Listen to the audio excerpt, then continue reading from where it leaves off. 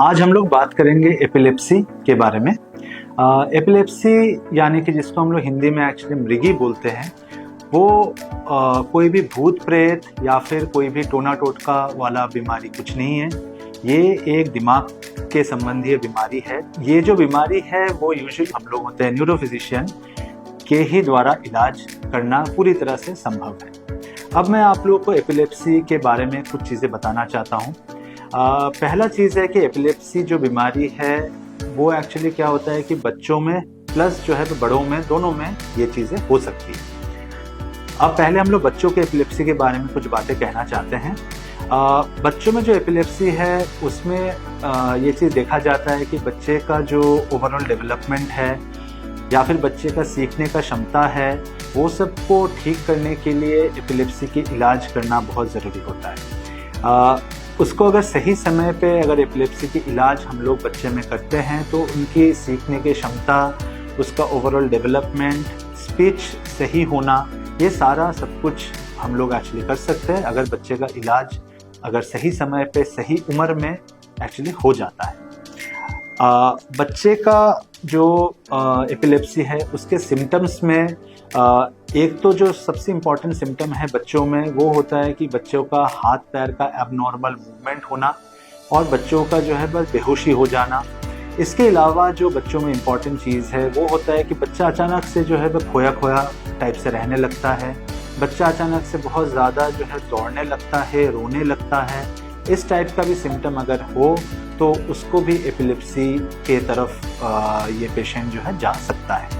तो ये सब चीज़ें अगर बच्चों में हो तो फिर आप लोग जो है वो सब लोग जो है न्यूरोफिजिशियन से आप लोग पहले कंसल्ट करें। एपिलेप्सी जो है वो बच्चों के अलावा जो है बड़ों में भी होती है। अब बड़ों में जो है यूजुअली होता है कि हाथ पैर का एबनॉर्मल मूवमेंट होना, बेहोशी होना, ये सारे सिम्टम्स जो है यूजुअली बड़ों में रहते हैं। अब बड़ों में भी एपिलेप्सी का जो इलाज होता है वो इनिशियल पीरियड में बहुत इम्पॉर्टेंट होता है।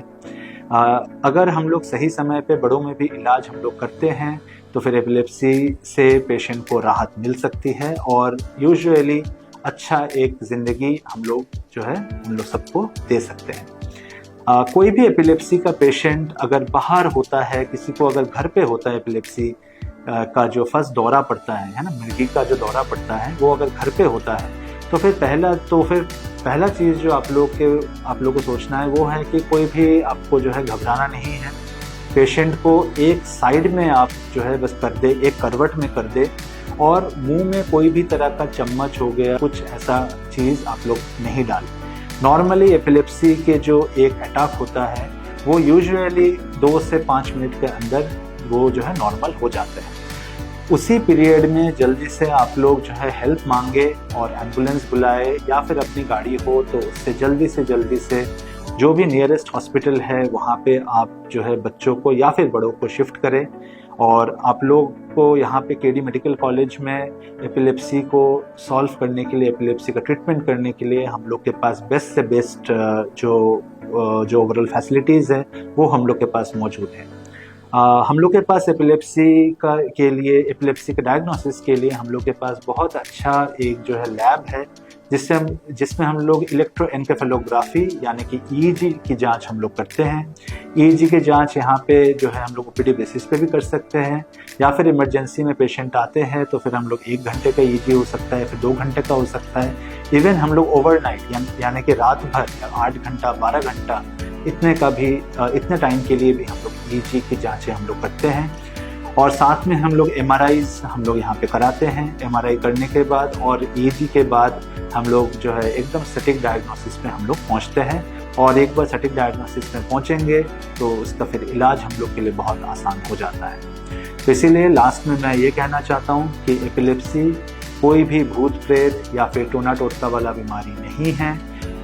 वो एक जो है न्यूरोलॉजिकल डिसऑर्डर है जिसके लिए आप लोग को जल्दी से जल्दी जो है केडी मेडिकल कॉलेज में न्यूरोलॉजिस्ट से हम लोग से मिलना है और इसका इलाज आप लोग को कराना है ताकि बच्चों का ओवरऑल डेवलपमेंट, शिक्षा अच्छा हो, बच्चे का स्पीच डेवलप अच्छे से हो पाए और फिर बड़ों में फर्दर कोई प्रॉब्लम्स ना हो।